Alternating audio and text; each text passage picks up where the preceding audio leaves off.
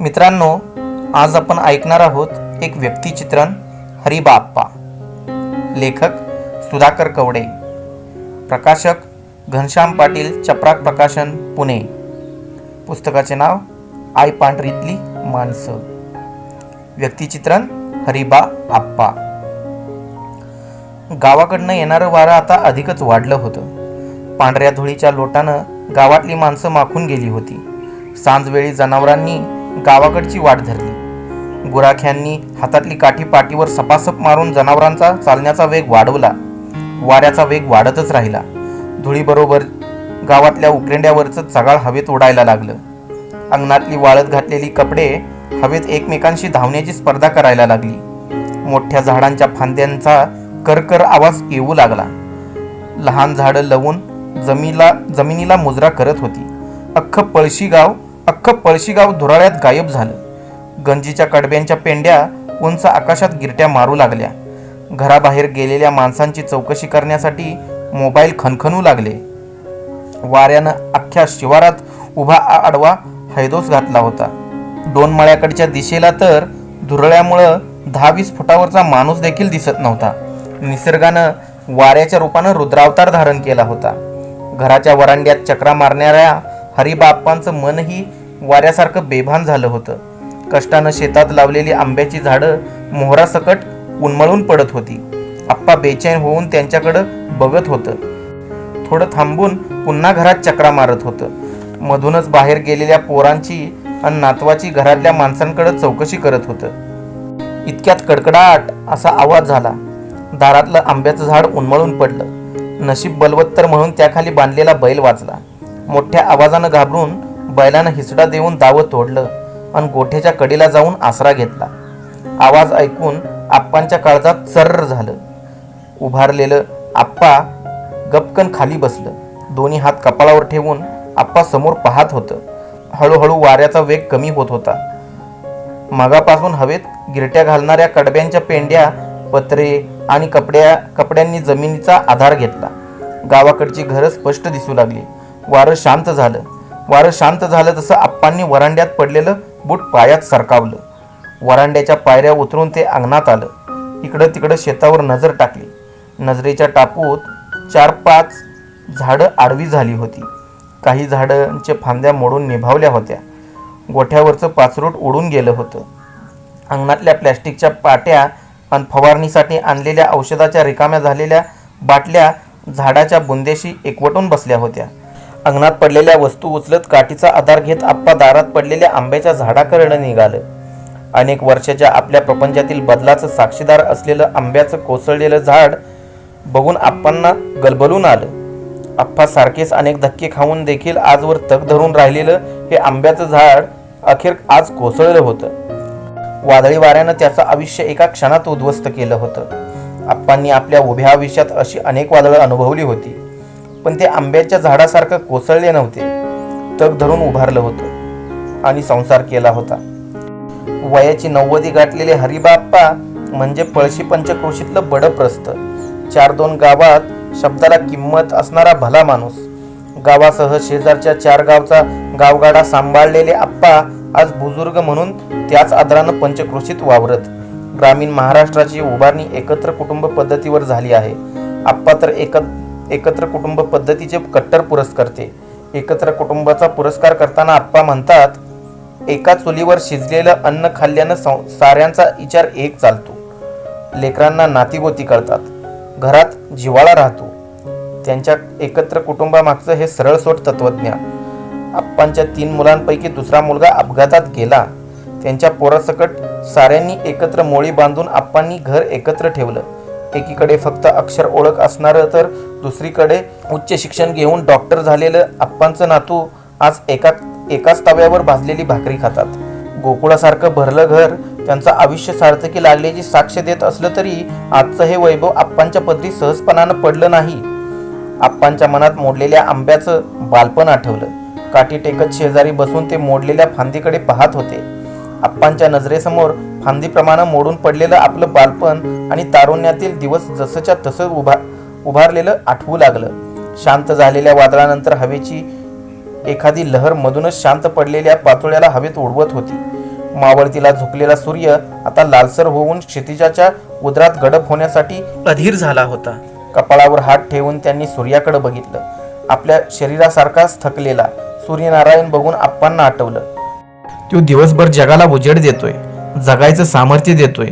धरणीवरच्या सगळ्या जीवाचं जगणं त्याच्यामुळंच, पण त्याला सुद्धा दिवसाकाठी मावळावं लागतंच. आपलंही तसंच.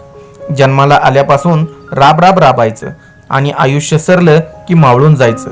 पण दिवस उद्या उगवण्यासाठी आज मावळतो. माणसाला मात्र एकदा मावळलं की पुन्हा उगवण्याची संधी नाही. मागं त्याच्या आयुष्यातील चांगल्या गुणांची बेरीज होते आणि वाईटांची वजाबाकी, आणि त्यावर त्याचा समाजामध्ये हिशोब होतो, बरा की वाईट म्हणून. विचारांच्या तंद्रीत आप्पाला आपलं तारुण्य आठवलं. अख्खं चित्र नजरेसमोर उभारलं. श्रावणसरीच्या पावसानं जमिनीच्या उदरातून कोवळ्या लुसलुशीत कोंबानं तोंड बाहेर काढावं. अगदी तशाच कुपीत साठवून ठेवलेल्या अनेक आठवणी त्यांच्या मनाच्या पटलावरून हळूहळू पुढं डोकावू लागल्या. आंब्याच्या मोडून पडलेल्या झाडाच्या पलीकडून कुणीतरी चालत येत असल्याचा भास आप्पांना झाला. आप्पा इतकाच थकलेला झगडू झांबरे आप्पांकडे येत होता. आप्पा पुढं झालं. अरे काय वारं काय म्हणायचं, हे होत्याचं नव्हतं झालं सगळं. तुझ्याकडनं आणलेलं आंब्याचं रॉप केवढा मोठा झाला आंबा, आणि कसा मोडून पडला बघ की.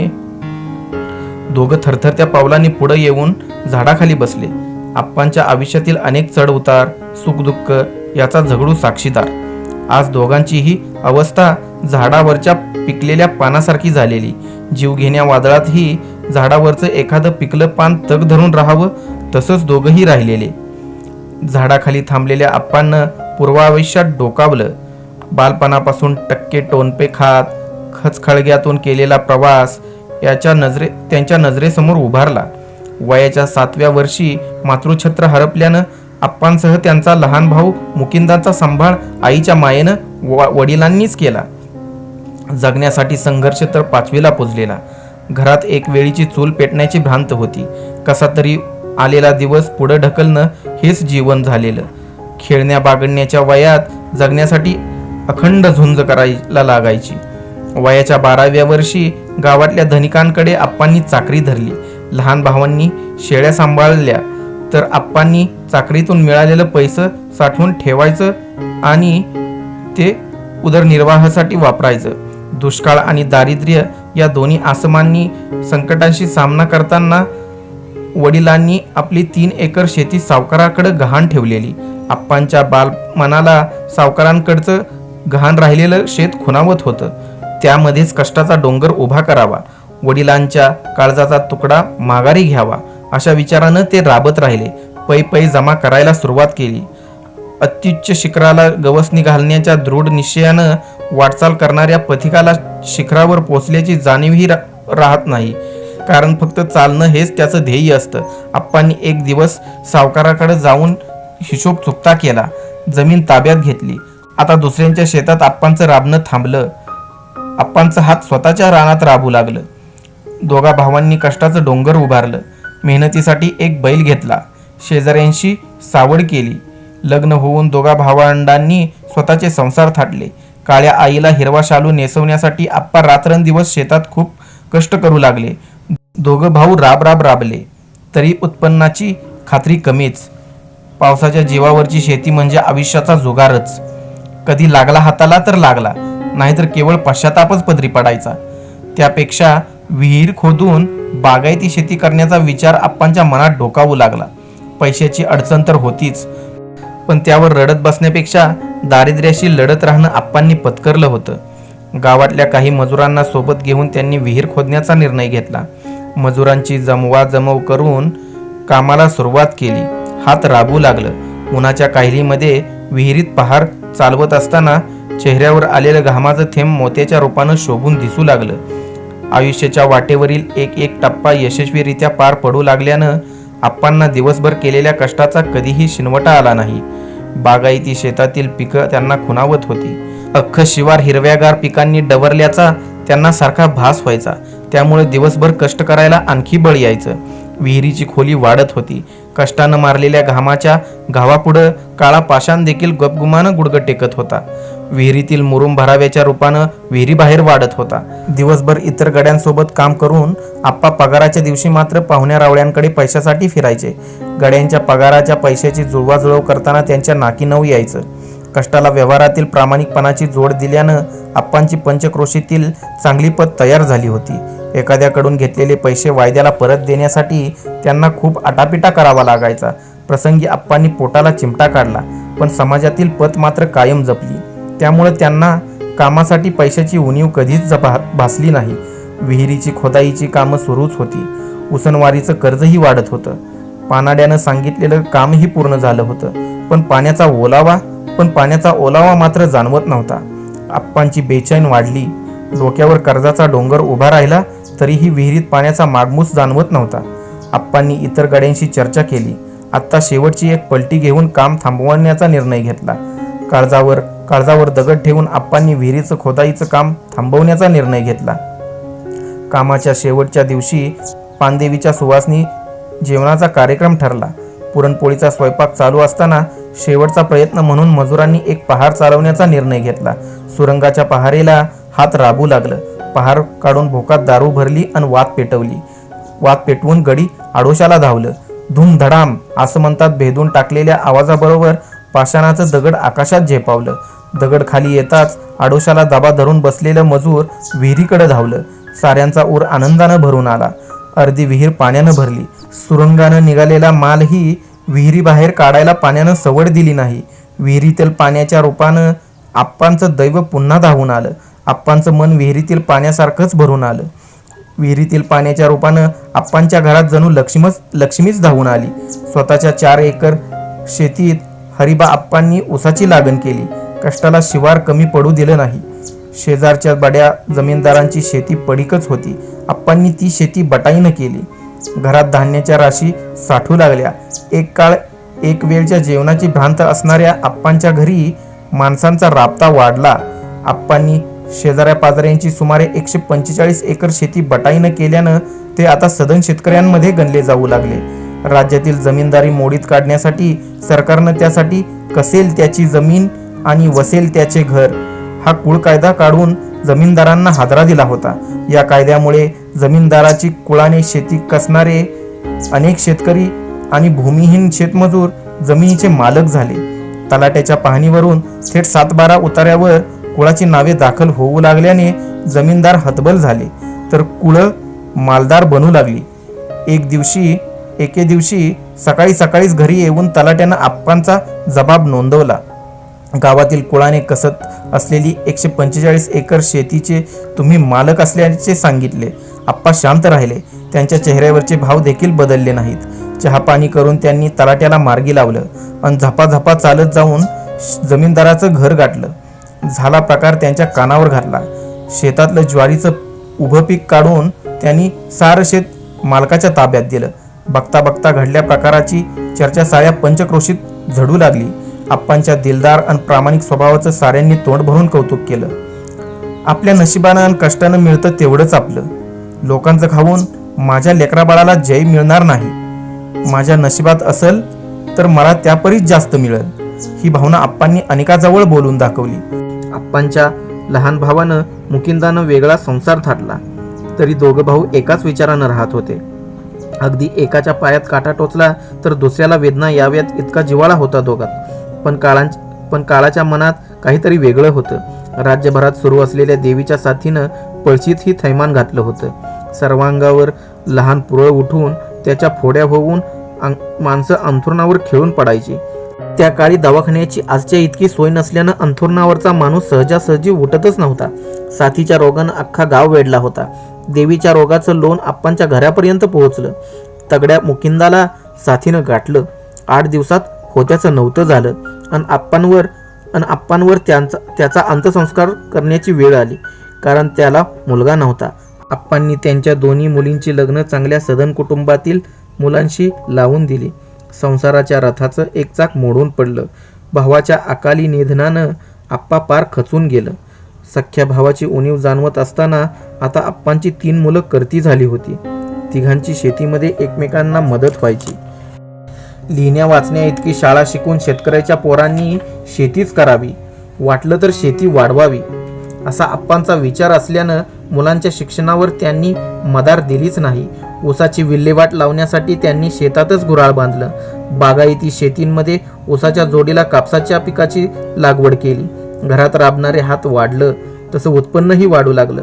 वर्षाला 4-2 एकर शेती खरेदी करण्याचा त्यांनी जणू सपाटाच लावला. वाढती शेती बागायत करण्यासाठी कूपर कंपनीचं इंजिन खरेदी केलं आणि सिमेंटच्या पाईपांची पाईपलाईन केली.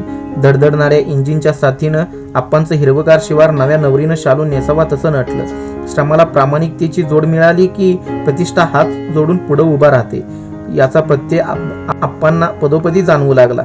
4 माणसात आप्पांच्या शब्दाला किंमत वाढली. गावातले तंटे मिटवण्यासाठी लोक येऊ लागले. नडल्या अडलेले शेतकरी आप्पांकडे उसनवारीसाठी येऊ लागले.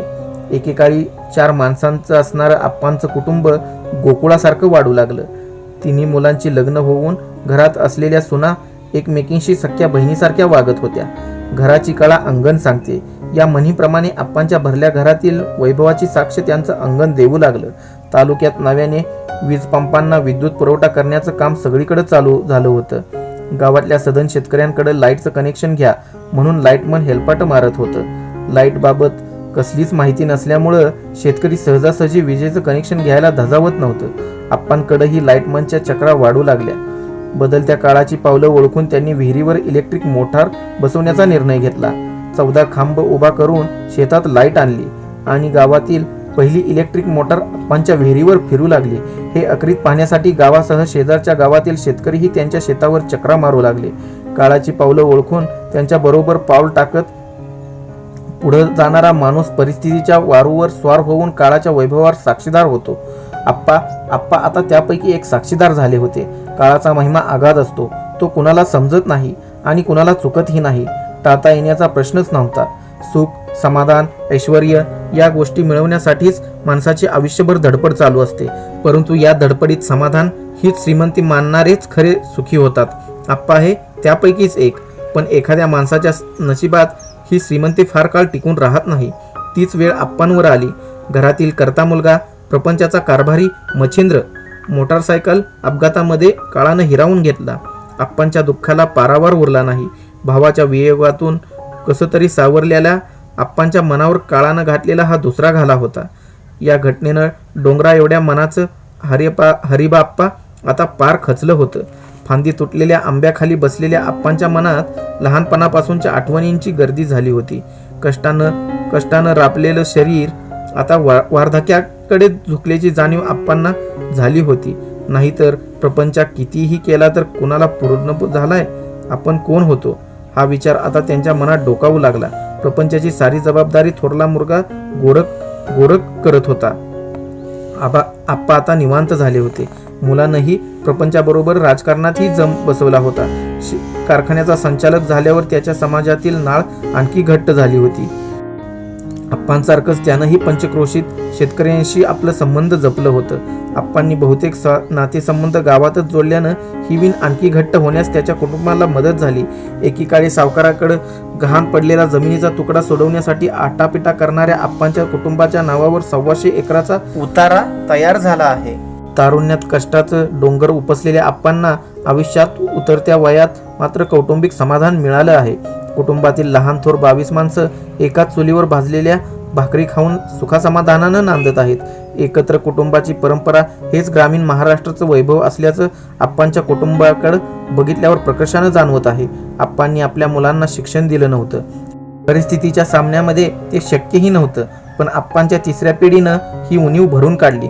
कुटुंबात उच्च शिक्षण घेणाऱ्यांची संख्या वाढत आहे. आप्पांच्या धाकट्या मुलाची दोन्हीही मुलं मेडिकलला प्रवेश मिळवून दोघा पोरांनी बघता बघता शिक्षण पूर्ण केलं. पळशीसारख्या ग्रामीण भागात शिक्षण घेऊन शेतकरी कुटुंबातील MD डॉक्टर होण्याचा मान अजित आणि सुजित या दोन्ही नातूंनी मिळवला आहे. तर लहानपणी वडिलांचं छत्र हरपलेल्या नातू अर्जुनची दोन्ही मुलं शिकत आहेत. एकानं इंजिनिअरिंगची पदवी पूर्ण केली आहे. आप्पाला आभाळ ठेंगणं वाटू लागलं. शिक्षणापासून कोसो दूर असणाऱ्या आप्पांच्या कुटुंबात उच्च शिक्षणाची गंगा चालून आली. आदर्श कुटुंबाला शिक्षणामुळे सुसंस्कृतपणाची जोड मिळाली. आप्पा झगडून मारलेल्या हाकेनं आप्पांची विचारांची तंद्री भंग पावली. डोळ्यातून वाहणारे आनंदाश्रू धोत्राच्या सोग्यानं पुसत त्यांनी स्वतःला सावरलं. आता दिवस मावळून कडूस पडायला लागलं होतं. आकाशातील पाखरांचे थवे घरट्याच्या ओढीनं पंखांचा वेग वाढवत होते. गावाकडं निघालेल्या जनावरांच्या गळ्यातील घुंगरांचा आवाज कानावर येत होता. आप्पांनी मोडून पडलेल्या आंब्यांच्या फांदीकडे पुन्हा एक वार पाहिलं. शिवारावर एक नजर टाकली. झगडूला हातानं इशारा केला अन घरचा रस्ता धरला. चालताना पावलं धीमी झाली होती, अडखळत होती, पण मनात घराची ओढ होती.